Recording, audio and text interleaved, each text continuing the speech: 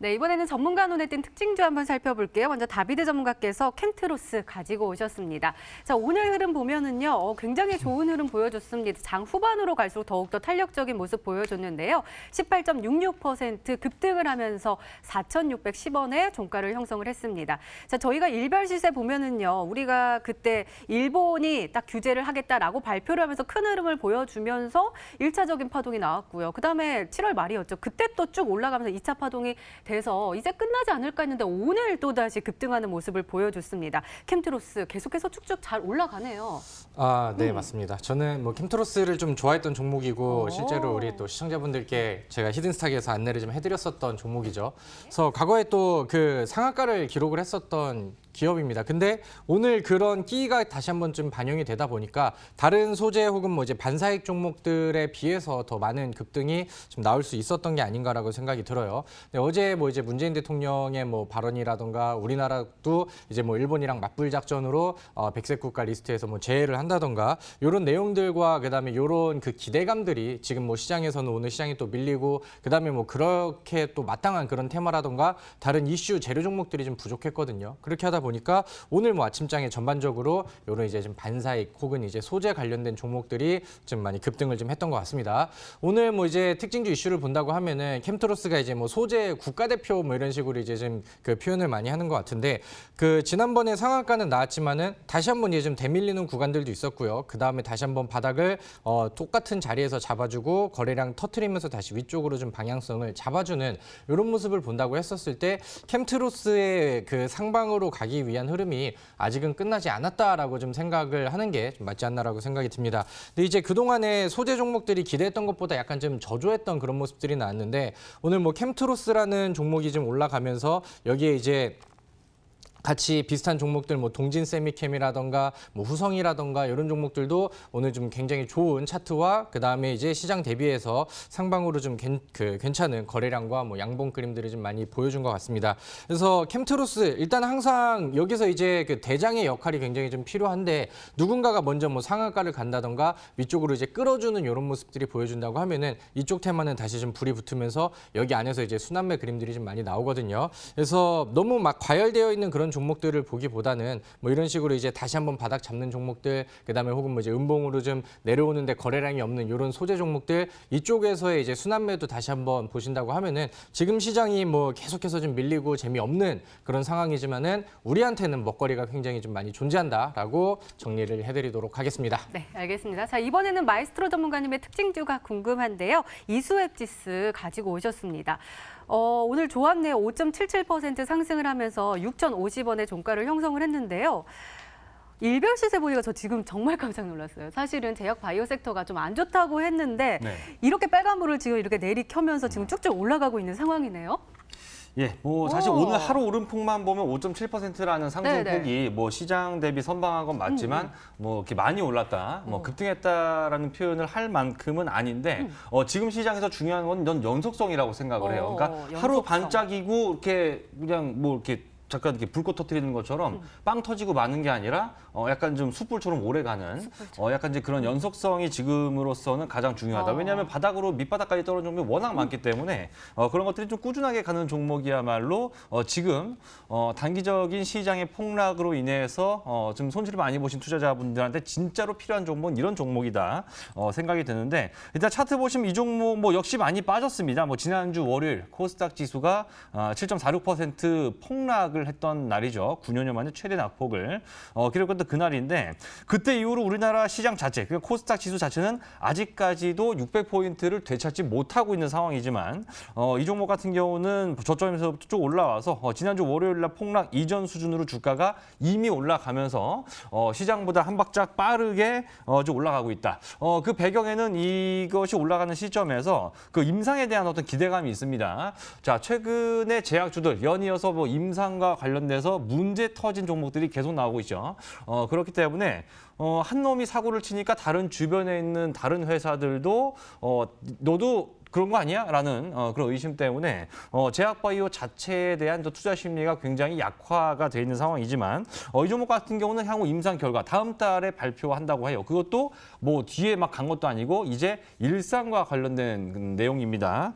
그거를 이제 다음 달에 발표한다는 그 얘기 나오고 나서부터 계속해서 거래량도 들어오면서 틈틈이 들어오면서 주가가 올라가고 있는데 지금 한 주 동안 이 종목이 저점 대비 올라온 폭이 여기 지금 제가 네모 박스 친 요 부분이 대략 한 30% 넘게 32% 정도 일주일간에 걸쳐서 상승세가 이어지고 있습니다. 자, 이런 것들을 생각해 본다면 자, 제가 지난번에 여러분들한테 분명 지난주에도 말씀을 드렸었죠. 시장이 저점을 찍어가면서 특히 저점에서 폭락이 나온 순간에는 개인 투자자들의 물량 이탈이 나오게 되는데 고점에서부터 물려서 물타기하고 신용 넣고 스탁론 쓰고 그렇게 별 모든 걸 다 했는데도 손절 나간 반대매 맞은 이런 종목들 같은 경우는 저점에서 그렇게 헐값에 튀어나온 물량을 누군가 받아서 향후 높은 수익을 바라면서 저점에서 물량을 쓸어 담고 있는 모습들이 계속 감지되고 있다고 말씀드렸는데 아마 이런 종목도 이 종목도 그런 거에 해당이 되지 않을까 생각이 됩니다. 그래서 결론은요.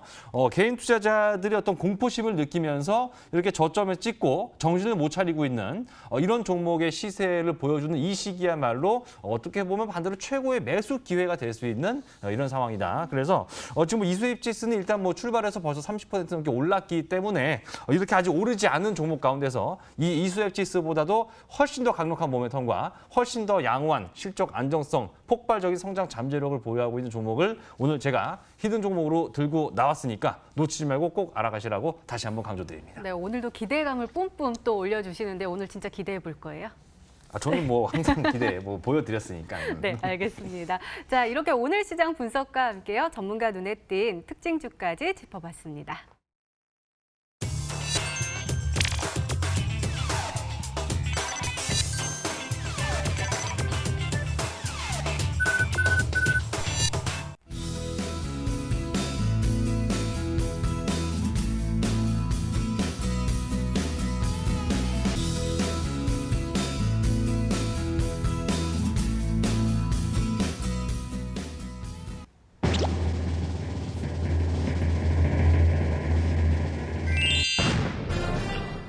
일진 다이아가 정답이었습니다. 전문가님 이거 다이아 같이 생겼는데 잘 올라갈 수 있겠죠?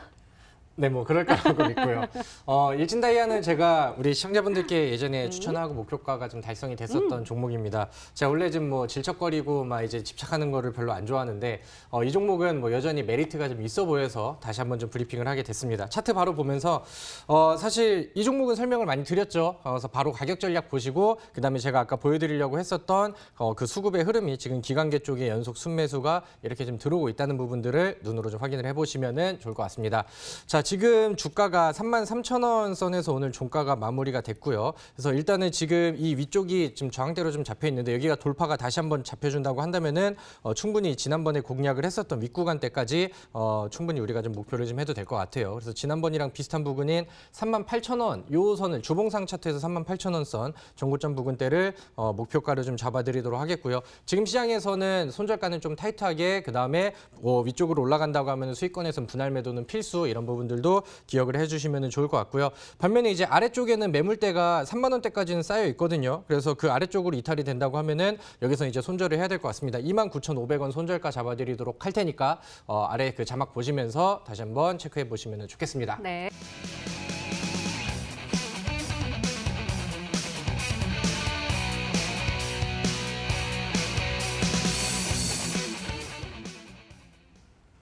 그렇군요. 분위기는 진짜 안 좋아요. 그렇죠? 네. 계속해서 저도 어제도 체크를 하고 제약 바이오가 언제쯤 살아날 거 했지만 사실은 긍정적으로 보시는 분들이 조금 드물더라고요. 네. 근데 이 외국인들이 이미 싹쓸이하고 있어요. 네, 이 긍정적으로 종목뿐만 아니라 제약 섹터를. 그러니까 업종 자체에 대해서도 사실 많이 들어오고 있습니다. 오. 그러니까 종목들 제가 보다 보면 이 종목도 그렇고 얘도 그렇고 외국인들이 주가 빠지고 있는데 왜 이렇게 사나 싶은 것들이 의외로 네. 굉장히 많이 있어요. 그래서 좀 앵커님께서 네, 네.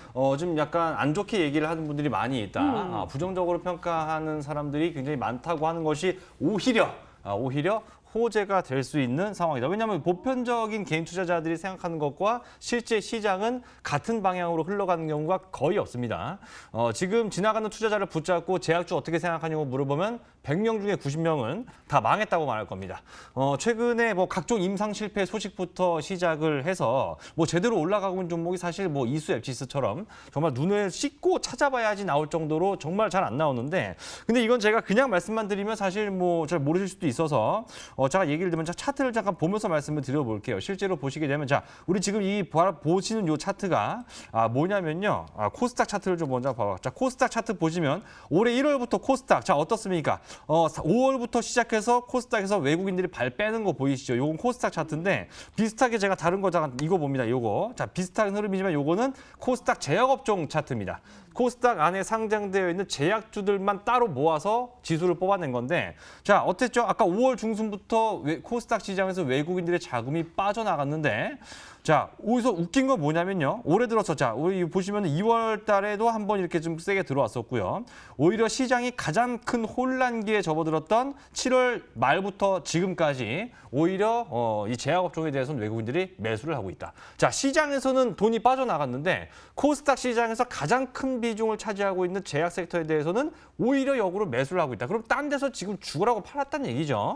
그렇게 생각을 해본다면 지금 오히려 개인 투자자들은 별로다, 불안하다, 무섭다, 더 빠질까 봐 겁난다 이렇게 생각하는 그 순간 반대 매매 맞고 투매하고 던지는 그 물량들을 외국인들이 전부 다 싹싹 모아서 사고 있는 지금 상황에서는요. 우리는 결국 그렇게 던지는 개인 투자자들이 아니라 담고 있는 외국인을 따라가야 된다는 거. 일단 첫 번째로 좀 업종에 대해서 제약주에 대한 약간 시선을 바꾸자는 의미에서 첫 번째 힌트로 말씀드렸습니다. 네, 더욱더 기대가 됩니다. 두 번째 힌트 바로 열어볼게요. 마에스트로 전문가님의 두 번째 힌트입니다.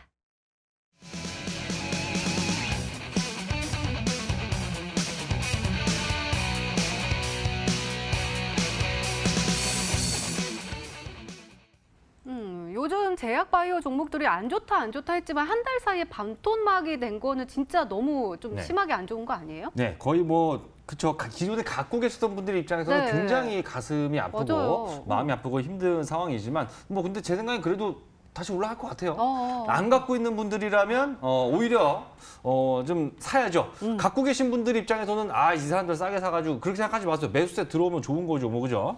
자, 아무튼 그래서 요 상황, 자, 주가 많이 빠졌는데 사실 포인트는 주가가 반토막 났다는 것보다 중요한 것은 어쨌든 외국이 들어왔다. 그것도 10억도 아니고 20억도 아니고 무려 200억 원 이상의 매수가 들어왔다는 얘기인데, 제가 지난주 화요일 날 우리 시청자 여러분들한테 경농이라는 종목을 말씀드릴 때 요거 보여드렸었거든요. 다시 한번 차트 보시면 2주 동안 주가가 굉장히 많이 빠졌습니다. 15,000원 부근에서 11,000원까지 반토막까지는 아니지만 한 30% 가까이 빠진 거죠. 그 사이에 외국인 매수세가 분명히 들어왔었고 결국 요 물량들이 조금씩 차익 실현을 하기 위해서 주가는 조금씩 올라오는 과정에서 10% 넘게 일주일 동안에 좀 상승세가 진행이 됐는데, 요때 들어온 외국인의 매수는 사실 다 합쳐봤자 물량이 뭐 50억도 안 됩니다. 근데 오늘 제가 말씀드릴 이 제약주는요, 정말 많이 빠졌습니다. 한 달 동안 주가가 반이 날아갔어요. 근데 외국인들이 그 사이에 경농 산 거는 비교도 안 되는 200억 원. 200억입니다. 시총이 무슨 뭐 1조, 2조 되는 종목에 200억이 들어온 게 아니라 1조 미만짜리 중소형주입니다. 거기에 대해서 외국인들이 200억 이상의 매수가 들어왔기 때문에 아마 제 생각에는 이거 검색식 같은 거 좀 다루시는 분이면 지금 시장에서 주가가 반토막 나는 사이에 외국인들이 200억이나 쓸어다는 종목은 사실상 거의 전무하다. 초대형주를 빼고는. 초대형주는 반토막도 안 났겠죠. 그래서 아마 검색식 다루시는 분들은 의외로 쉽게 찾을 수도 있을 것 같은데, 뭐 혹시라도 그런 거 잘 못 다루시는 분들은 아마 마지막 힌트까지 들어보시면 조금 더 이렇게 압축이 되지 않을까 생각이 되네요. 네, 다비드 전문가님 혹시 검색식 할 줄 아세요? 네, 검색식을 뭐 지금 바로라도 좀 만들어 봐야 될 것 같은데, 그 마이스터 전문가님이 밀당을 되게 잘해주셔서 그러니까요. 처음에 막 첫 번째 힌트에서 요건가? 막 이렇게 여자친구 하다가 생긴 것 같아. 예, 맞습니다. 그렇죠. 네, 정색을 하시는데 아무튼 그래서 그러니까 좀 생각했다가 네. 갑자기 또 다른 멘트가 네. 나오면 이게 아닌데? 어. 이게 아닌데? 이렇게 해가지고 약간 좀 당황스러운 그런 상황입니다. 일단은 첫 번째로 그 좀 한 달 만에 막 반토막이 났다 그래서 네. 제약주다라고 하다 보니까 그다음에 또 외국인이 또 많이 산대요. 그러니까 처음에는 그 어떤 종목이 생각났냐면은 신라젠이라는 종목이 또 바로 보이더라고요. 네. 요즘에 좀 안 좋은 얘기들이 좀 있었잖아요. 그래서 한 달 안에 주가가 너무나도 좀 많이 빠지기도 했었고 근데 이런 모습들이 좀 나왔었는데 그 다음에 이제 보니까 실질적으로 요즘에 바닥에서 외국인들이 순매수가 많이 들어오기는 했어요. 그래서 혹시나 뭐 이런 거 이제 좀 과대낙폭이라고 생각을 하셔서 이런 부분들을 이제 보시나 이렇게 좀 생각이 들기도 하고요. 그 다음에 이제 좀 중소형주 쪽에서 이제 본다고 하면은 이제 또 캐몬이라는 종목이 있습니다.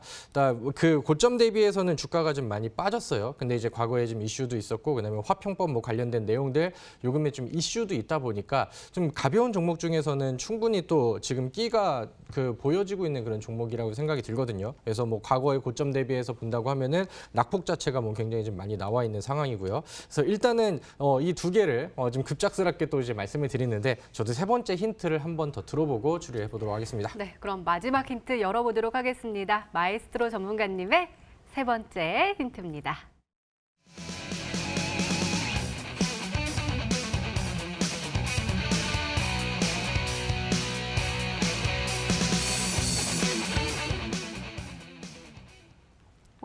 실적이 굉장히 좋은가 봐요. 이번에도 실적 발표했는데 흑자로 나왔어요? 예, 지금 좀 전에 그 다비 전문가 얘기하실 때 깜짝 놀랐습니다. 왜냐하면 신라젠이 마지막 세 번째로 나간 거 빼고는 맞거든요, 사실. 그래서 지금 되게 깜짝 놀랐는데 세 번째까지 들으셨으면 아마 맞추셨을 것 같은 생각이 드네요. 이 종목 지금 제가 말씀드리는데, 자, 우리 지금 신라젠 말 나온 김에 잠깐 보시죠. 지금 보시면 물론 이 종목은 지금 뭐 기존에 갖고 계신 분들은 빨리 좀 올라왔으면 좋겠는데, 아이고 큰일이네요, 이거. 예, 외국인들이 바닥에서 굉장히 많이 쓸어 담긴 했습니다. 주가가 폭락하는 과정 속에서 많이 들어오긴 했는데 근데 신라젠이 떨어진 이유를 우리가 한번 생각을 해보면 자 신라젠 뭡니까? 이 팩사백이라고 하는 이 간암 치료제 정말 2년, 3년 동안 계속해서 시장에서 엄청난 기대감을 가지고 주가가 막 바닥에서 막 15배 이상 올라가고 난리가 났지만 제대로 보여주지 못한 채 실망감으로 돌아오니까 이렇게 주가가 빠져버렸고요. 게다가 실적을 보시게 되면 신라젠은 이제까지 그렇죠. 아직까지 약이 안 나왔으니까 뭐 흑자를 본 적이 아직 없습니다.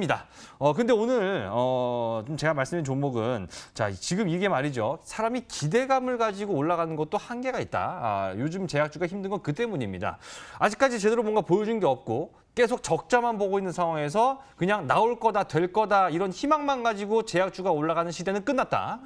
이제는 어느 정도 실적으로 검증을 한 상태에서 다른 새로운 걸로 나가는 걸 보여줘야 되는데 오늘 제가 말씀드린 종목은 앞서 말씀드린 뭐 주가 반토막 날 동안에 외국인들이 200억이나 진짜 쓸어 담았다는 그 몸부터 이외에도 이미 흑자를 보고 있는 기업인데다가 새로 이 희귀암, 암 중에서도 정말 고치기 어려운 이 희귀암에 대한 신약 개발 모멘텀을 동시에 갖고 있기 때문에 그렇죠. 단순하게 주가가 빠졌다고 해서 외국인이 사지 않았겠죠. 바로 그 희망, 기대감이 있기 때문에 무려 200억이나 외국인의 매수가 단 한 달 만에 들어왔다고 생각이 듭니다. 그래서 희귀암 치료제와 관련된 종목까지 좀 세 번째 힌트로 드리면서 많은 분들이 좀 맞춰주셨으면 좋겠습니다.